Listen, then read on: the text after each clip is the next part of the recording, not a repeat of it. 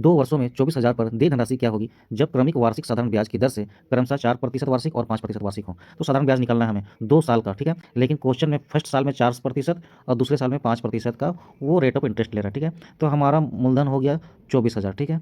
24,000 का पहला साल 4% निकालना है, तो हम जानते हैं 24,000 का 10% होता है, एक जीरो को छोड़ करके, बाकी बाद हमारा 10% है, और 2 जीरो को छोड़ करके बाकी बाद हमारा जो आता है वो 1% होता है। ये डायरेक्ट ट्रिक है भाई। तो 1% हमारा 240 है, तो 4% कितना हो जाएगा, 4% हो जाएगा, 4 से गुना कर देंगे तो हो जाएगा 960 रुपये। तो ये पहला वर्ष का जो 4% का ब्याज बोला है, ये पहला वर्ष का ब्याज आ गया।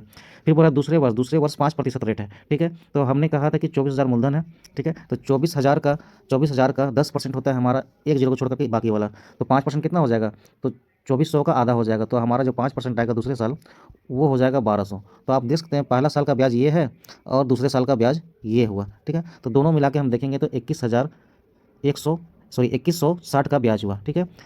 तो बोल रहा है वो देय धनराशि क्या होगी, देय धनराशि मतलब अमाउंट पूछा है, तो अमाउंट हमारा 24,000 में हम 2160 जोड़ देंगे तो हमारा हो जाएगा 26,160। ऑप्शन नंबर डी अमाउंट निकालना था, option number D is the right answer.